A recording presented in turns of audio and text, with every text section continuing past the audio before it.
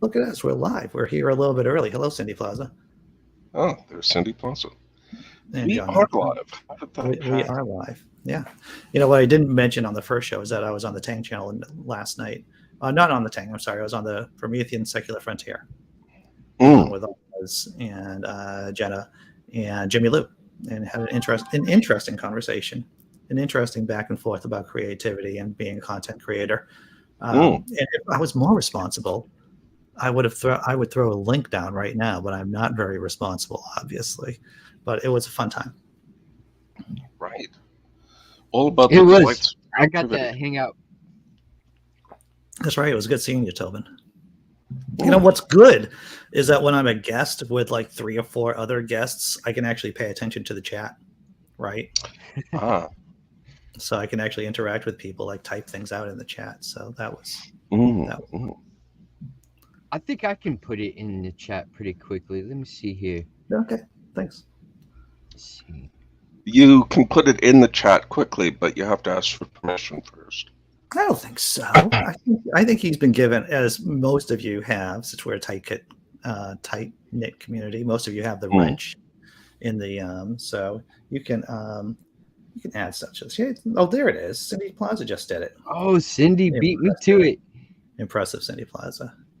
You know, I think the most controversial thing, and I wish to my fictitious God people would call me out on the crap that I say more. I think I called atheists who give anti-theists a hard time part-time minorities, and I threw that out there. And though I gave it a lot of road, I gave it, I kind of, when I say really controversial things, I like to prepare the audience.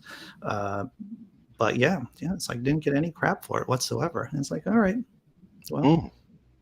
I'll I just really leave it. do wonder about some of those statistics, um, like how we are divided. Like Yeah. I do wonder that at times. Like, is it just a few people? And I gotta say this. I've heard it said a couple of times. Like, there's somebody who is like the leader of the atheists. There are people in the background who are leading the atheist movement, Yeah. Really? and I question that too. I'm like, I, did they get elected? Did everyone agree on this? Did we? I mean, but There, are there yeah. people who are like being like these people are the people who are? I don't know. What do y'all think about that? Well, I think that there is, and I'm just going to keep saying controversial things. I think there's something called orthodox atheism, to tell you the truth, and that doesn't mean that there is a cabal or a group of people steering the movement. I think that because most atheists, let's face it, come from are more educated people typically, that that has an effect on the community at large. So the community at large typically skews more to the left, I think, than the average everyday American or citizen of the states. So that's what I think. I don't think it's a conspiracy, and the institutions that we have kind of reflect that too, right? Like the American atheists, the American humanists. Mm. That seems to reflect this kind of just this thing that who we are anyway, because that's what our members are made for, came up in. Typically more educated, a little bit better well off probably financially than the average everyday American. I'm not part of that group, obviously, but I think my $17.85 what I get paid per hour at my job kind of shows that. Mm. But basically, I think that the sociological norms, the societal norms that we have reflect, of course, this is just stupid talk coming from me, reflect the members as against to it being thrown down upon us, these rules and regulations from some kind of star chamber or some kind of, Illuminati.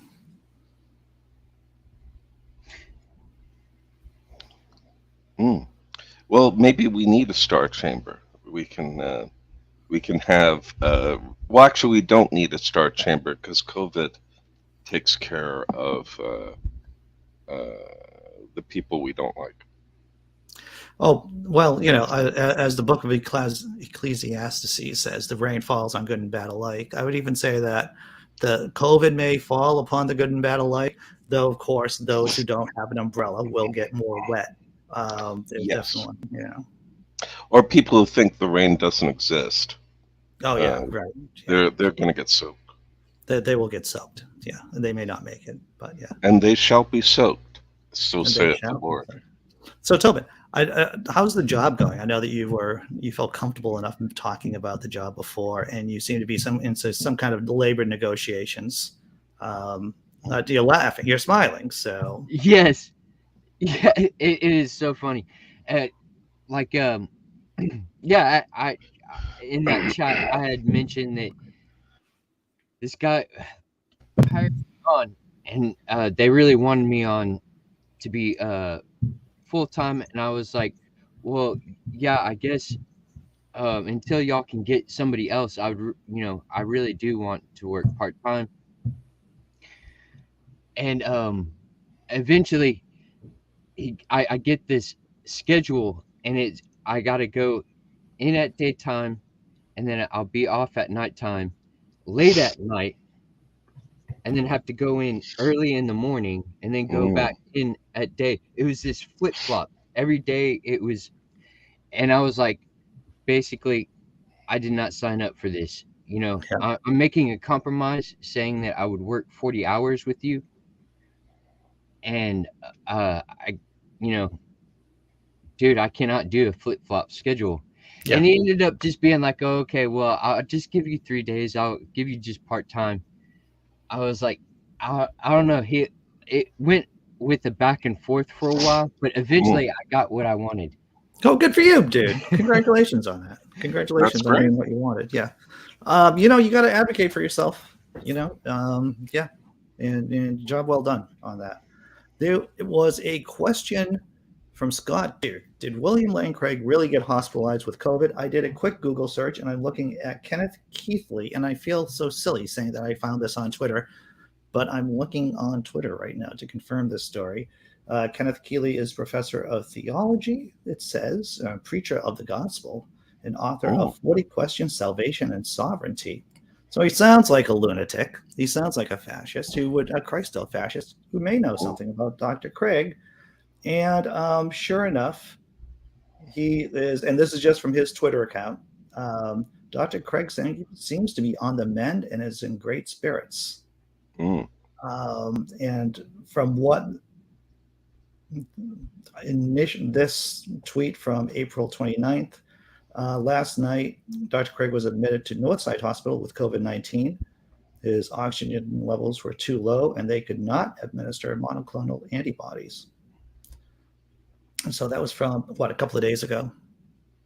Why couldn't you administer monoclonal antibodies, I wonder? I don't know. I'm not a doctor, nor do I play one on YouTube. Yes. I know that when the girlfriend got COVID, she got monoclonal antibodies, but her oxygen levels were fine. Okay. Yeah, maybe there's some minimum that you have to reach for it to work or something like that. Yeah. The how's the daughter with the COVID? Is she fine. Yeah, young, good? bounce back easily, and she's back doing school and stuff. So yeah, she's doing fine. The girlfriend is down in Georgia right now at a conference about data science, kind of Data conference. And this means I am left alone to my own devices, which means I just Drinking. I've been drinking a lot of coffee, and I made shorts over the weekend. And I like the one with Dana Carey. I saw that one. Yeah. Oh, I missed that one. It was about Dana Carvey. Well, the church lady was in it. So. Oh, of course, I did see that. Mm-hmm. Yeah. That one actually did pretty well. That one got like about 1,700 hits. So, Excellent. Yeah.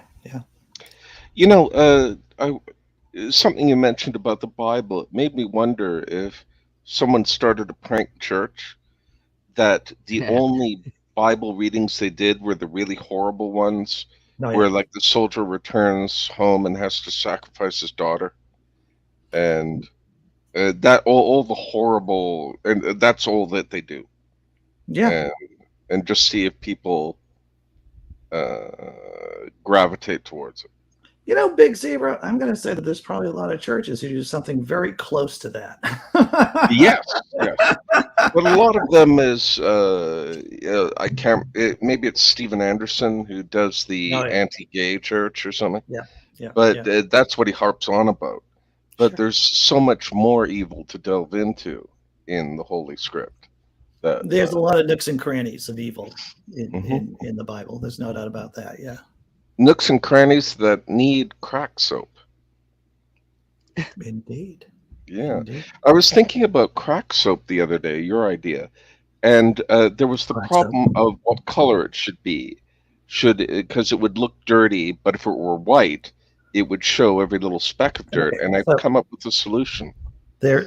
Okay. I just want to give people some background Mm, in case you didn't hear please. this. We're like, I don't know, weeks ago at this point. And Big Zebra, congratulations on remembering one of my stupid bits from like weeks ago. Oh, I I was do what just I thinking, can. if we have hand soap, if we have face soap, if we have bodily lotion, why don't we have ass crack soap, right? And it would be Hmm. a great little fake commercial just to do, ass crack soap. Yes. And okay, so that's the background. Big Zebra, it's all you. Go ahead. Well, the problem is, of course, is that if the soap is dirty, if it has a little bit of human anal secretions on it, it would look gross. But if it were the actual color of fecal matter, it would also look gross. And I've come up with a solution. You create soap that is speckled in appearance, the way some birds' eggs are, where they're little flecks, and it would hide the dirt very, very well. Okay. And I love the idea, but I want to say that in the true spirit of toxic capitalism, mhm. I think we should sell people something else besides the ass crack soap. We have the ass crack mitt. The ass crack mitt, you would put the ass crack soap on, create a nice Yes. lather, wash, and then rinse off. I don't know what we would call it, the ass crack mitt. I mean, I don't know. That sounds dirty, right? That sounds You dirty. can make it to where either like you could throw it away and then you just pull another one out of the box, Disposable ones. Oh, man. and then they got to keep on buying You them. gotta keep buying the ass crack mitt. They're disposables. That's right. That's right. I like that. I Because you thought don't you want to said use the same. Sorry, go ahead. Because when you think about it, like washcloths are nasty, right? If Mhm. you're going to use the washcloth over again, that's nasty. They should be disposable. I mean, most people don't Mm. use the washcloth more. They use it over and over again. And but I like the ass crack mitt, which is disposable. Tobin Templeman, you're. I'm going to give you at least 3 points on all net earnings of the ass crack mitt. That's When it great. does come to market. Well, I thought he said ass crack mint, and I was thinking if you had like mints for your ass, so your ass could have the refreshing, fresh taste of mint. Now I want to go on Shark Tank and Oh, wow. and say I have ass crack soap with disposable ass crack mitts. Hmm. And they said, "Is And this a you could joke?" go on and on. You could read up technical books on the anal sphincter and talk about anal health and Yeah. how important it is, Oh yeah. and throw in a lot of tech language, which You is know, only really funny in such a context. ass crack soap actually has probiotics, and you just need probiotics. Everyone needs probiotics. That's what they need. See, the bit just writes itself. And hey, if anyone wants to donate money so that I could write the ass crack soap bit Mm. and shoot it, because I've shot small films before. I think we've all seen some of my short films. I'd be happy to do it. But the thing is, in terms of projects that I can do right now, yeah, my time is sacred to me. Yeah, that was Well, one of okay. the yeah. Oh, But sorry. but if It's the someone most decided that they wanted to, valuable thing. yeah, but if someone decided that they wanted to fund the ass crack mitten and soap set fake commercial, then I'd be happy to shoot it. I think. What if you actually got orders though, and you had an online store to back it up? Then I have to start paying fucking Oh, damn it. Tobin of Pen Bin Fam, 3% off all the net proceeds. That's what I'd have to do. Something interesting is that I told you my hemorrhoid story a few weeks back, and Yes. one of the things I bought were wipes from the company called Anusol, and so that you can wipe up your favorite body area without causing terrible pain. Yep. And maybe stuff could be made out of something like that. They could look like wet wipes, but you just take them out of the package and put them in your own package. I understand what you're saying there, Big C. And charge a premium. I do like John Hudson's idea. I threw that up. I don't throw it along. The mitts could be compostable, so you could throw the mitt in your garden. Would you then be eating your own poo in a certain weird way? I think maybe. Really, that is like the best compost. I mean, we make compost out of decomposing things. That's why you need like cows. It can be, yeah. That's why you need ass mitts. It just all like it goes together. It could be a whole kit, you know. It could be more than just like the mitts, and it could come with our soap, and then you get ass mints, and yeah. The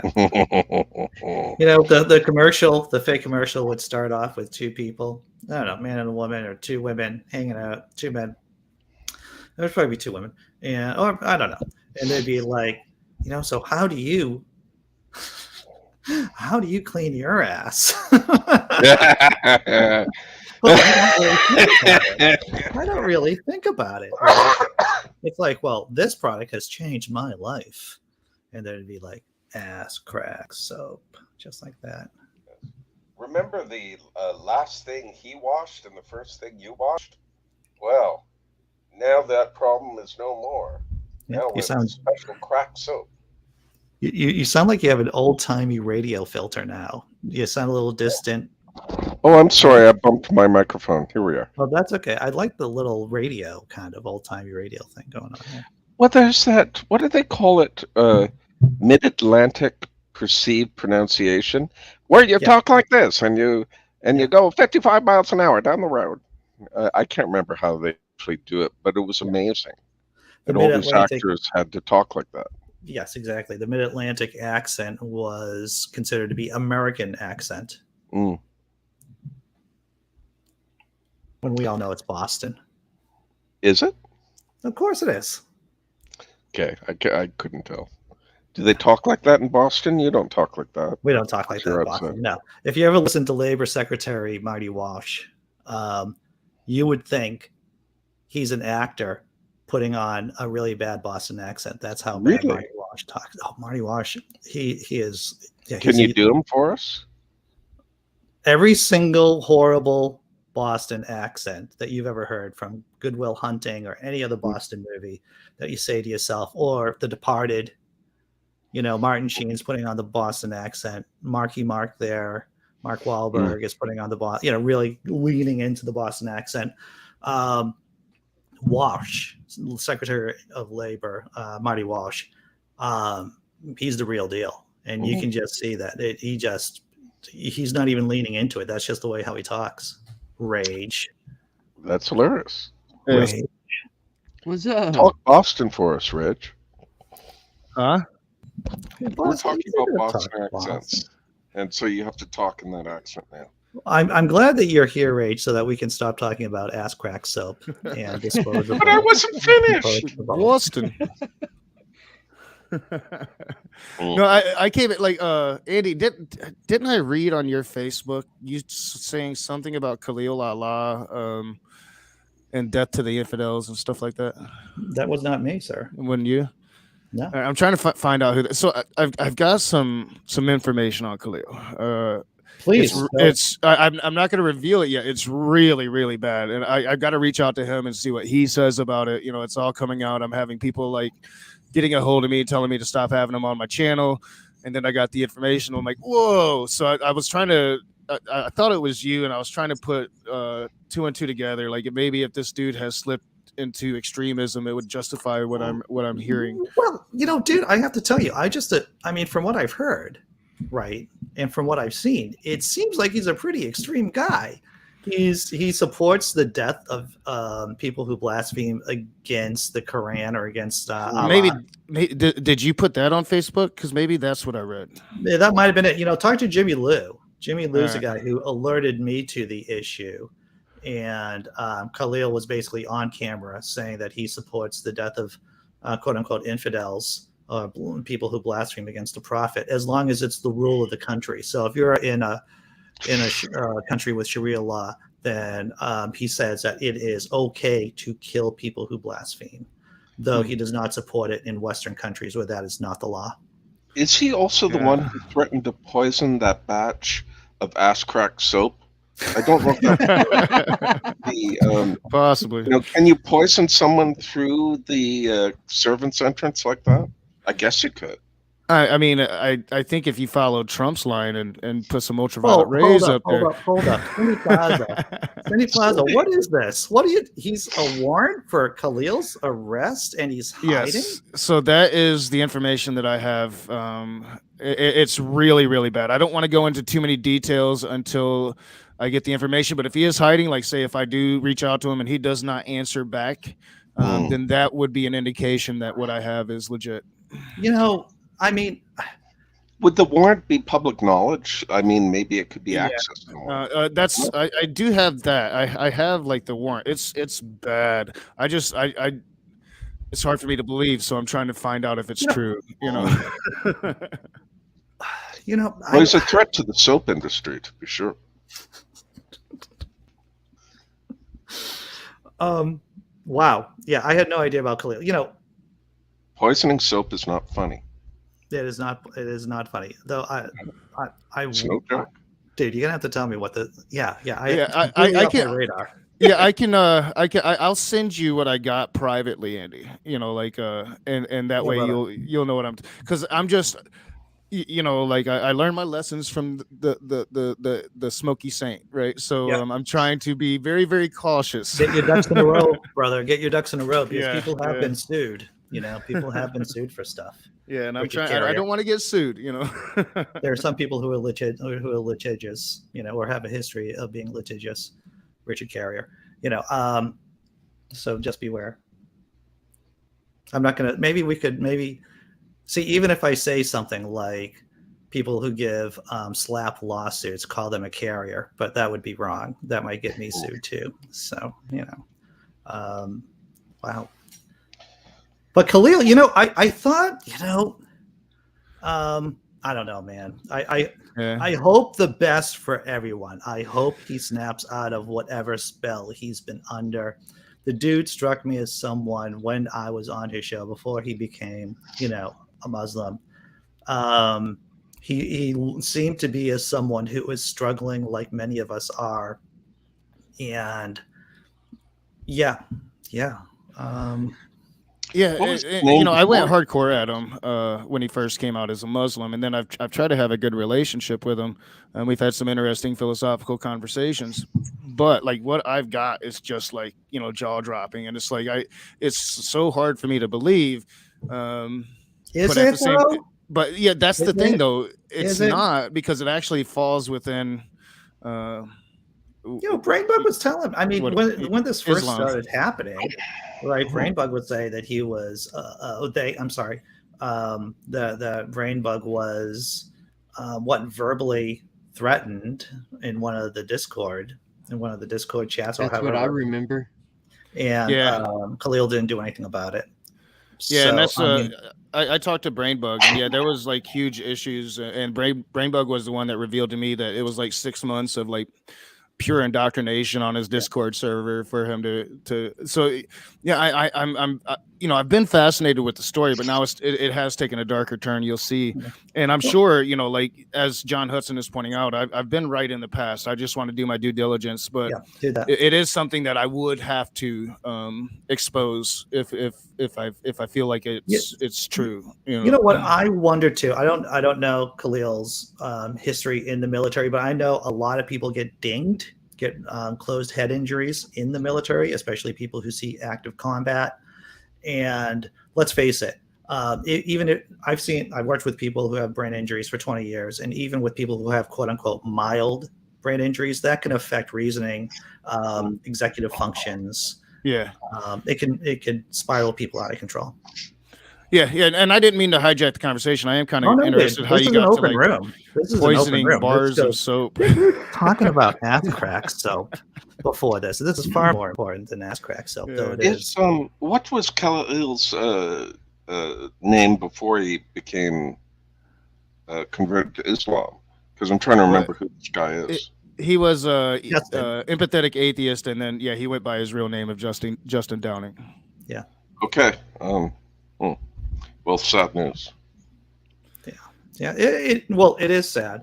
And once again, I remember talking with Dragons in Genesis, Jason, and he brought up the fact that after long conflicts, after people come back from war, there are some real issues in the society. There's people become the amount of serial killers bump up significantly after long conflicts are over and people come back from these conflict zones. And that's because, they've been traumatized. They have head injuries. There are a fair amount of people in our society that they're only one brain injury away from becoming, dangerous. They already have predisposition.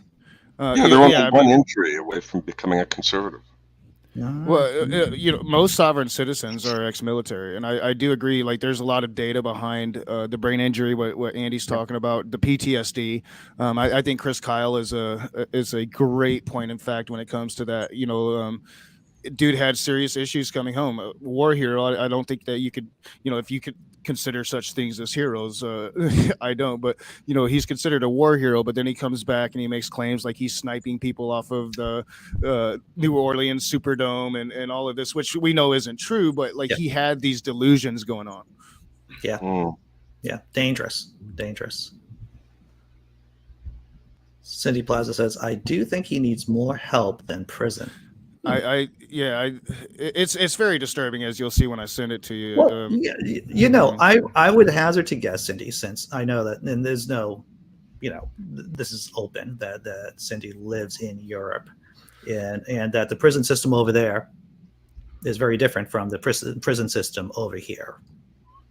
In that, I'm going to hazard a guess that in most industrialized countries, there's more of an emphasis on rehabilitation than on punishment. Yeah. And this is floating around, so it's out there. People are talking about it. Like I said, I've had several people, Christians and atheists, that deal with Justin, have been friends with Justin, writing me saying, "Stop having him on your channel." But I looked at his channel. He streamed 2 days ago. So I'm trying to find out the truth of it, and if he is like quote unquote on the run and he's not available, which does, I had a really good philosophical conversation with him a couple weeks ago. I think I actually probably came out of it on top. And he hasn't gotten back with me with any of the information that he said he was going to send me or having a follow-up conversation. So it's like, I'm like, is this the reason that never happened? I'm trying to figure it out, and I'm trying to be consistent because, man, I went hardcore at Smokey Saint for his crimes. And, just because I have had a relationship with somebody does not mean I shouldn't go at them hardcore for theirs as well. Yeah. If I was, if suddenly I don't know, if I went crazy, right, and did crazy things like danger to others, then I would expect that people would call me out on something like that, right? And that's where I'm at. I'm just not trying to rush the gun. Right. Well, Rage, it's funny because the story that we covered in the show was about how these guys back in 1630 rushed this edition of the Bible that had a major typo in it, right? It told people to commit adultery as thou shalt not commit adultery. It was printed as thou shalt commit adultery. And that was because they were just rushing. They were literally rushing to press. And the copy editors didn't work out well. That doesn't surprise me, honestly. I bet a couple Christians probably still have that copy. Oh yeah, well, there was one. There was a copy that was discovered in New Zealand recently. Wow. I was watching a conversation this morning of Christians, and they were all using their different versions of the Bible, arguing about what it really says. And I'm like, oh, this is funny. Oh, I just did a Google search. Apparently, in trying to describe the greatness of God, Yeah. The Wicked Bible used the word great ass. I knew this was going to be an ass crack joke. I knew it. Actually, that was the first one that came up. I wasn't trying to go for the ass, although it is always about the ass. All right, everyone. I'm going to close out the show. We've been doing this for half an hour, and I'm gonna talk to Rage off camera, and because I'm intrigued. I am intrigued about this. And Yeah, so, in fact, I'll go ahead and pull it up, and I can just show you guys on the let me screen. close out the once we're show. off air. Yeah. Let me close out the show. Thank you, Tobin. Thank you, Zeb. Thank you, Hey, Rage. it's been real. Everyone in the chat. We're doing the same crazy thing tomorrow. Thanks a lot.